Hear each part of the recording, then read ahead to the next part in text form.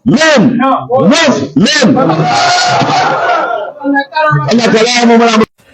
of the day, ladies and gentlemen, I want to make something very, very clear. I am a Muslim that did not do the Muslim ticket. I am a Muslim that is not going to vote the Muslim ticket. And I am a Muslim that is going to campaign against the Muslim ticket. There is no Islamic cleric that has the moral ground to come and tell me how Muslim I am to vote somebody. You do not have that moral ground. You are not God. Yes, and let me tell you people something. Gone past those days that you just come to the mosques and churches and say things to youth and then you think we're just going to accept it and go with it like that. Gone past those days. You can never put us in your contract. It's a contract. When I go collect my contract, do it when I want do it with my money. But do not bring us into this. Because I see no how somebody would go into the mosque and say that Muslim ticket. If you're a Muslim that is not supporting Muslim ticket, like you are, is it that you are fighting God or something? Is that normal? That's why I said most of these guys are content creators. They are content creators. They create content. They go and show the content that they created, and then they give them money for their contents. We've gone past that level in this country. And to people in northern Nigeria and the whole of Nigeria, if you not like, Mona go do them, Mona go vote them. No be una stomach. It's your stomach now.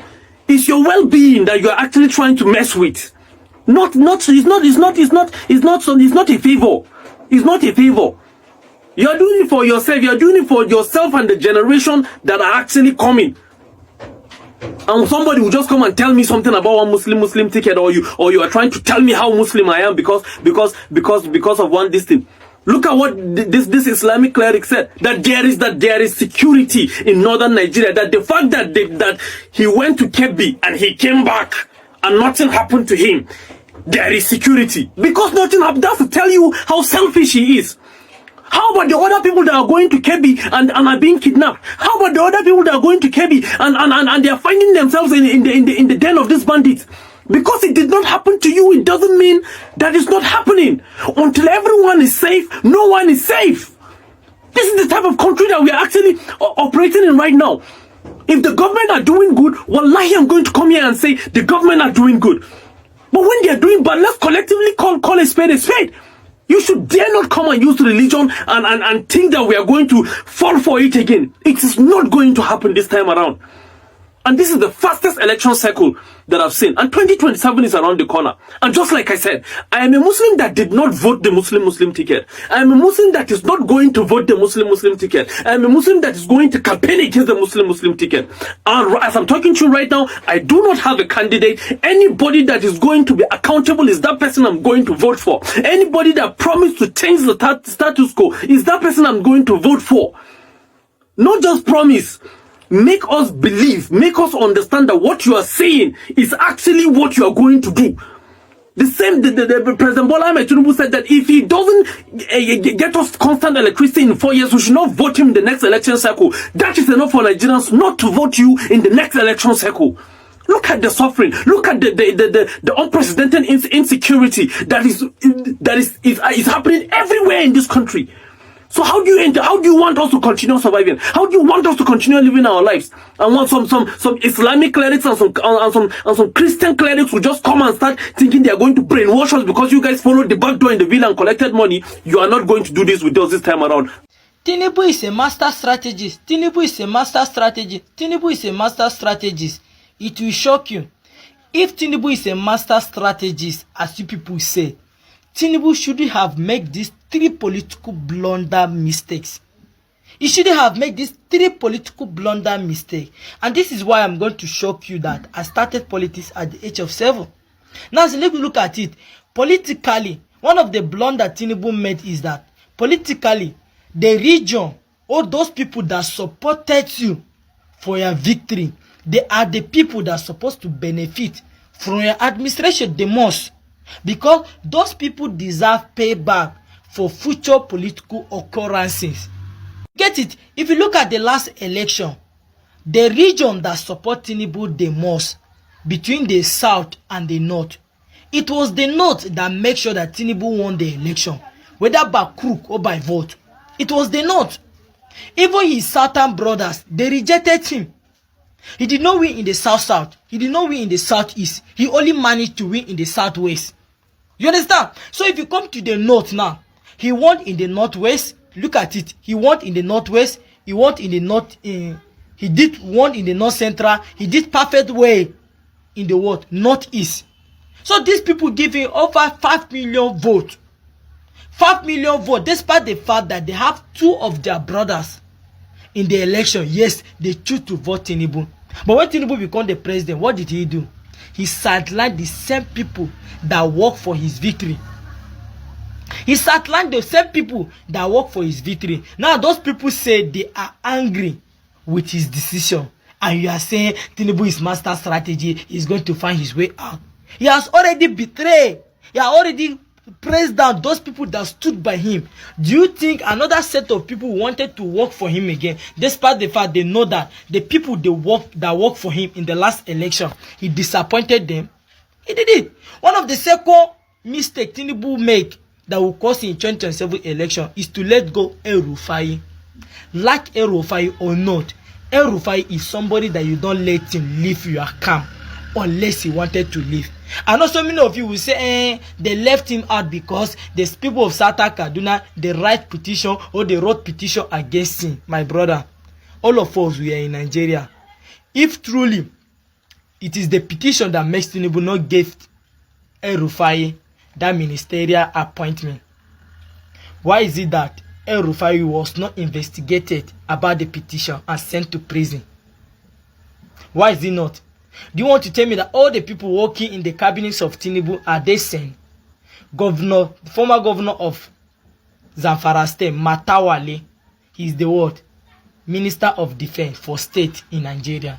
Look at the level of banditry, kidnapping in Zamfara and Katsina. Do you want to tell me it's not enough reason when Matawale is governor? It's not enough reason for him to be investigating why they gave him ministerial appointment. Now let's look at Ganduje. He was caught using dollar publicly. What of Wike? What of governor? All these people that are working with Tinubu, do you want to tell me they are sent? They are not sent. So Tinubu make a political mistake to let El-Rufai go. Because if you look at it in the north, those working for Tinubu in the north, none of them you can compare them with El-Rufai box to box. None of them. The only politician you can compare them to El-Rufai in the north is what? Ganduje, Kwankwaso, and Atiku. And inside those people, it is only Ganduje that is with Tinubu. Forget about this, the Mubasani, all those children that did not even know how they become governors. You get the point now? And the last but not the least, Tinubu wanted to create a political distinction between the South and the North, pushing the propaganda that let the South finish their 8 years. But he made a mistake not to appoint somebody from Southeast as a Senate president. He made a mistake not to appoint some serious people from the Southeast into his cabinet. Who are those people from the Southeast working for him? If Tinubu have analyzed well that since by 2027 I'm going to push the propaganda of South, he could have made sure that the Senate president come from the Southeast. By now, Tinubu will have guaranteed excess number of votes from the Southeast. You understand? So game is game. Tinubu is not master strategist, as he said. He's going to lose woefully more than Goodluck Ebele Jonathan in 2027. Watch out.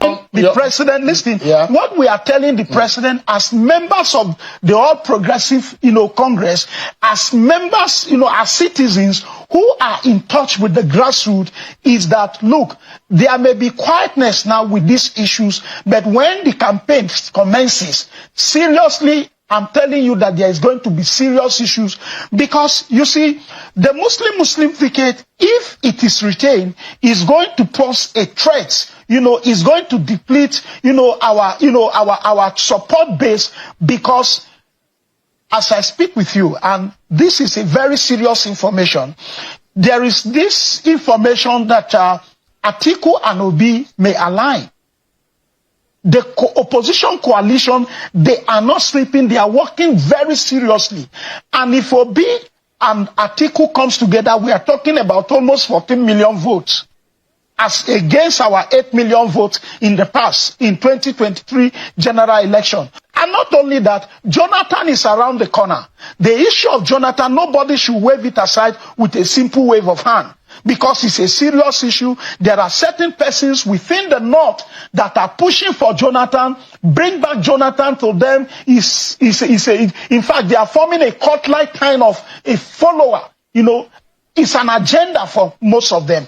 And if Jonathan is in the ballot, Atiku and Obi are in the ballot, believe me, the Muslim ticket is not going to fly. So let's have a balance on that ticket, you know, so that we can be able to, you know, reach out. People like us that are within, from the North Central, from the Middle Belt, can talk to our people. We can go to churches. We can go to Christians' enclave and speak to them, convince them, enlighten them, you know, to vote for our party. But your extrapolation seemed to be on a wrong footing, on one ground, because if you look at it, he was early the candidate of the APC in 2023 that had a Muslim ticket. Atiku ran with Ifeanyi Okowa, who is a Christian. Peter Obi ran with Anito Dati, who is a Muslim. You're Muslim. And in fact, Kwankwaso ran with a bishop. Sure. In all of that, Bola Tinubu defeated all of them based on the figures released by INEC. I told you that 2027 is going to be a different ball game altogether. But we are seeing the same players that are likely to emerge, Mr. Dominic. Yes, they are likely to emerge. And if Obi, Atiku already have about 13 million votes in their kitty against our 8 million votes. You know, Peter so Obi what we and are Atiku saying, coming together is going Peter to Obi be and a very Peter Obi yes. and Atiku coming together. Absolutely. What vote did they garner in 2019? In what? That's the question. In 2019. Yeah. Both of them, what vote did they get in 2019? No, I may not be able to tell you the vote that they got in 2019, but the truth of the matter is that if they had come together in 2023, it would have been a very serious, you know, minus or a threat. APC wouldn't have even been able to make it, you know, in 2023. But what we are saying is that we need to prepare for 2027. And like I told you, by next year, 2026, the campaign will kick off proper. And one of the issues that the coalition are going to be using against our party is the same faith ticket, you know, that may not augur down well with Nigerians. Okay. Assalamu alaikum. Good afternoon, my fellow Nigeria. Happy Friday. Hey, hey. Today is Friday, September. Look, I am very happy for making ADC work. I was once ADC. Musa Bamai. Now again, I'm in ADC party. Hey! From military, from ADC military, again party ADC. Hey! No. And look, anybody who says that there is no country of vote is a liar. And anybody who says ring election is a lie. One will vote Tinubu out, will vote him out. I had people that say it's not Jonathan. Jonathan, I respect him, is a good Democrat. Oga, if you will vote you out, say you will win you are going, there's a vote. If they win, His Excellency Erfa even make him, as he's saying that maybe Tinubu may come talk. Mr. Bola and the Tinubu president. He may not even come talk, Your Excellency, serving position. Or he will just be like a former the contestant, all those who contest ADC, that Igbo who is making noise, you don't get even one vote. So that is where we end up. Because no, you will vote hungry, you will vote package. Somebody within 2 years, he borrowed 149 trillion. We have assembly. Though this assembly, we don't have house of assembly, my people. The people they have is a unit under President Bola Ahmed Tinubu, detached unit. That's all. Okpabio cannot challenge Tinubu because they have 3 cases in the EFCC. One year they're going to have case in the EFCC. Pastor Kiamu is the one who pursued him that time. Now, he has another one after they give him again Niger Delta minister. The same person becomes Senate president. What do we expect? We don't expect any result. no result at all. What you expect, there's no National Assembly, and that is all. This is not what this person will continue borrowing money and you continue putting the sign. You are putting masses into problem and no food, no road, nothing. Look at the Costa Road. Costa Road, wash out. One rainfall, wash everything out. Why is my shame? After collecting at 15 trillion, you commission 30 kilometers. The thing the commission is off. So the money is gone. How can you be making this type of a contract? Eh? All the contract, you give it to your company. You want to buy refinery, you want to buy Ajakuta. Ajakuta is not for sale, Your Excellency. If you buy it, you buy nothing because 2027 you are going out. Before 11 o'clock, Atiku is president-elect. President Bola Tinubu, Oputa Kobanye. President Bola Tinubu ko kwadawa, Mosona ni ko kwadawa, ko batabe, Oputa wanem, ya puta. Tinubu does not deserve a second term, and this is why. It is said that to whom much is given, much is expected. Tinubu has been given more resources than any other president who has ever ruled this nation, even more than the military dictators. But what is he doing with the money? It was alleged that over 7 trillion naira was used to subsidize fuel on a monthly basis. But the so-called increment to the increment in state allocation does not amount to 2 trillion naira. So what is he doing with the money? Yet there is no infrastructure development anywhere in the nation, not even the roads. Our federal roads have been abandoned completely. He has even dismantled the Federal Road Maintenance Agency.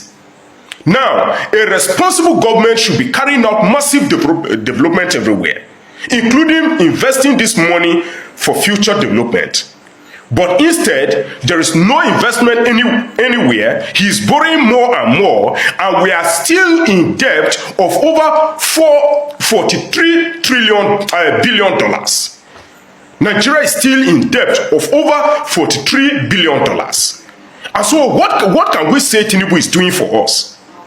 What can we say Tinubu is doing for us? With all the resources, instead of us to expect from him, he has discouraged our expectation or our interest or our hope in the Nigerian government completely. We have lost hope in the Nigerian government completely. Is this the kind of person that we should be talking about a second term about? Or that we should support for a second term? He absolutely has nothing to offer. But look at the things that he has ruined, the level of damages that he has caused. Number one, he removed fuel subsidy, increasing the cost of petroleum products by over 500%. He has devalued the naira, increasing the naira has lost value of over 100%. He has increased tariffs of all kinds by over 300%. He has set our economy backward by over 60 years. He has normalized corruption. He has increased insecurity by over 50%. He has promoted disunity. Nigeria has never been this disunited. He has transformed us from a socialist state to a capitalist state. Now there is nothing. Students were given scholarship. Now students are given loans. Where do you expect? Where are the jobs that students should be given loans to pay? In nations where students are given loans, there are jobs for them. In fact, most students work while they study. But here there are no jobs, and yet you are bringing the policy of student loans. And so he's rather improving poverty and indebtedness, which there is no hope for any. That is absolutely slavery.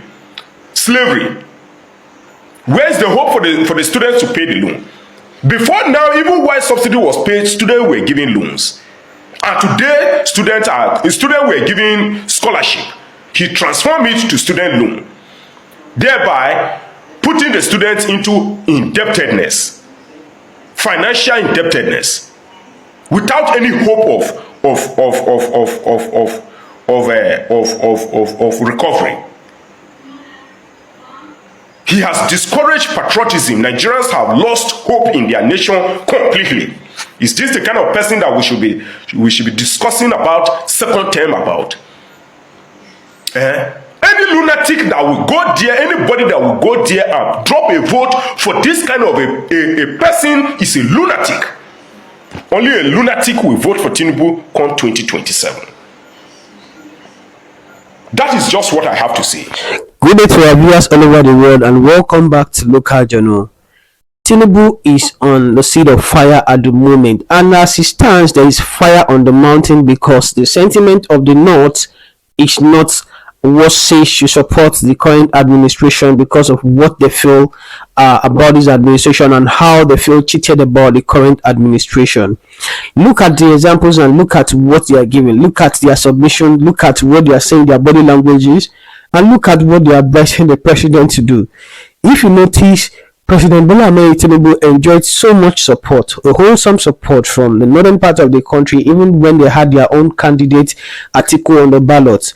Tinubu was able to defeat Peter Obi, who almost seemed to have won the election through the help of the North. You get, and looking at the way things are going now, the North, which is his major support base, are now saying that they cannot vote this current administration with what they are saying. They are no longer going to vote this current administration with what they are saying. And the idea that President Bola Ahmed Tinubu is a political master strategist is just a myth, that it's not going to happen come 2027, that there is no way that they will allow the president to come back. And the fact that people are even saying, or some Southerners are saying, that they should not joke or maybe belittle what President Bola Ahmed Tinubu can do, that nobody should liken him to the like of former President Goodluck Jonathan, that he's not Jonathan. They are saying that they should trash away that myth, or maybe take away those mentality that the vote must count and they are going to do everything to protect their vote, that any imagination of him trying to rig the election or maybe to skew the election in his favor is not going to work, because they will do everything they have to do to ensure that he is beaten and taken away from Aso Rock come 2027. And this is what most of them are saying. And if you look at them, they are coming out with so many empirical evidence and coming out with so many calculations and data to back up these claims that he is not going to win. Actually, President Bola Ahmed Tinubu won just 36% of the votes that was casted in 2027, and as such, if we can if we can be honest with ourselves, we can say he's one of the president with the lowest ranking of votes and the performance in recent time or in the history of the country. If you look at the past president, the past president had won their votes with huge margin, that it's worth is worth being a president, or is worth becoming a president. Unlike him, of course, he became the president and he is the president and he won the vote, but the margin at which he won the other candidate is not something, it's just a marginal margin. So that is actually what people are saying about him, and that is the reason why they feel they shouldn't be confident about 2027, or he shouldn't be feeling like he's won and is the incumbent president and he can do and undo, or maybe change the perception or change the mentality of people so I should like him before that 2027, that if his policies and if what he's doing is not going to favor their own particular region, that there is no way they are going to convince to vote his administration or to vote him back because he doesn't deserve it. And if you look at the Muslim ticket that he came on board with in 2023, his own supporters are saying that they don't support that thing is going to cause a whole lot of problems for him if he decides to go along that same route this time, because of course we know that the reason why they not voted for him massively in 2022 was actually owing to the fact that he chose a Muslim running mate, and this time they are saying that is not going to fly again, because most Nigerians and even most non-Muslims now are saying that he played them using that Muslim ticket because they felt like it was going to bring them the dividends of democracy and it was going to make them more active in the government than the other religion, which is the Christian religion.